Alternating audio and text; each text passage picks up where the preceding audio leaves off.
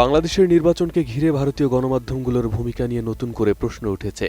দেশের অনুসন্ধানভিত্তিক online platform the dissent তাদের এক প্রতিবেদনে বাংলাদেশের নির্বাচনগুলো নিয়ে ভারতীয় গণমাধ্যমগুলোর প্রোপাগান্ডা এবং ন্যারেটিভ ইঞ্জিনিয়ারিংয়ের চিত্র তুলে ধরেছে।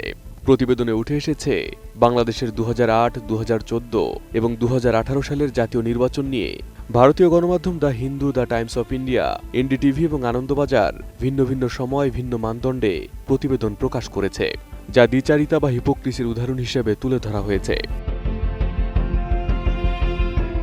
প্রতিবেদন অনুযায়ী 2008 সালের জাতীয় নির্বাচনকে ভারতীয় গণমাধ্যমগুলো সাধারণভাবে ইতিবাচকভাবে উপস্থাপন করে। সে সময় নির্বাচনকে অবাধ ও সুষ্ঠু হিসেবে বর্ণনা করে গণতান্ত্রিক ধারাবাহিকতার একটি গুরুত্বপূর্ণ ধাপ হিসেবে তুলে ধরা হয়। উচ্চ ভোটার উপস্থিতি এবং রাজনৈতিক স্থিতিশীলতার প্রত্যাশা এই দুই বিষয়কে সামনে এনে প্রতিবেদনগুলোতে আশাবাদী সুর লক্ষ্য করা যায়।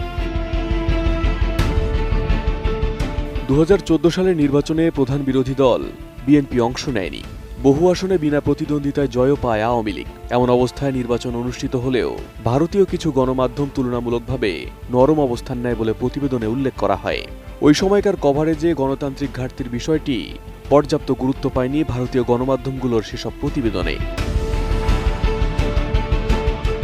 সবচেয়ে বেশি প্রশ্ন উঠেছে 2018 সালের নির্বাচনকে ঘিরে।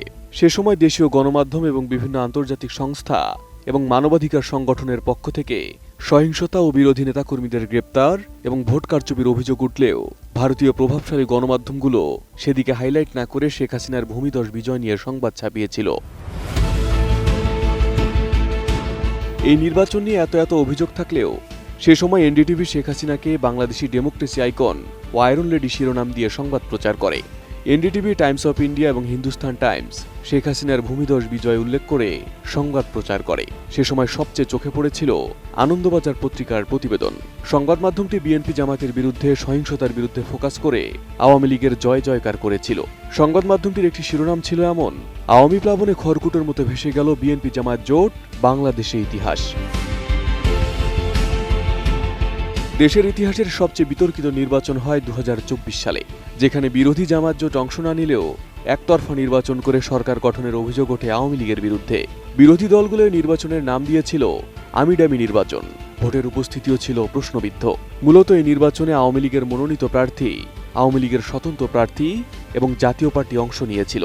প্রতিবেদনে উঠে এসেছে যেখানে অনুপস্থিত ছিল বৃহৎ বিরোধী রাজনৈতিক জোট বিএনপি জামাত, অথচ এই নির্বাচনকেও ইতিবাচকভাবে তুলে ধরেছিল ভারতীয় মিডিয়াগুলো।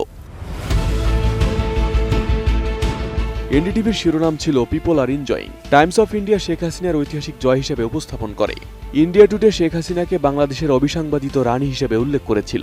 আনন্দবাজার পত্রিকা একটিতে শিরোনাম দিয়েছিল হাসিনা যেন স্বপ্নের ফেরিওয়ালা, আরেকটিতে ছিল মসনতে মুজিব কন্যাই, বিরোধী আওয়ামী লীগ, আনন্দবাজার অনলাইনে হাসিনা আখ্যান।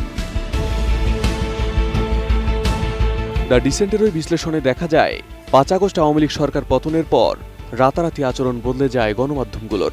2026-এর নির্বাচনে এনডিটিভি বিরোধী দলের অনুপস্থিতিকে সরাসরি অবৈধ আখ্যা দিয়ে শ্যামস পোল, ভোটারলেস ইল্লিগ্যাল এবং নট ফ্রি অর ফেয়ারের মতো শব্দ ব্যবহার করে পুরো নির্বাচনী প্রক্রিয়াকে অগ্রহণযোগ্য হিসেবে তুলে ধরে।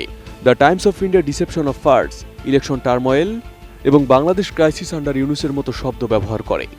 ইন্ডিয়া টুডে নির্বাচনকে ইলেকশন ফার্স এবং sham election, Hindustan Times well plan farce এবং আনন্দবাজার পত্রিকা সরাসরি অবৈধ নির্বাচন কমিশন এবং অশুভ সংকেতের মতো শব্দ ব্যবহার করে চরম নিরাপত্তা শঙ্কা ও রাষ্ট্রীয় সংকটের বয়ান তুলে ধরে এবং বাংলাদেশকে উগ্রবাদী রাষ্ট্র হিসেবে প্রেজেন্ট করতে শুরু করে গণমাধ্যমগুলো।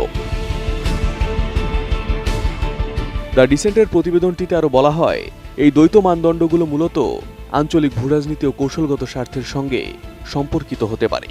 দক্ষিণ এশিয়ার রাজনৈতিক বাস্তবতায় প্রতিবেশী দেশের স্থিতিশীলতা ভারতের জন্য গুরুত্বপূর্ণ হওয়ায় মিডিয়ার বয়ানেও তার প্রতিফলন দেখা যেতে পারে, এমন ইঙ্গিত দেওয়া হয়েছে ওই প্রতিবেদনে।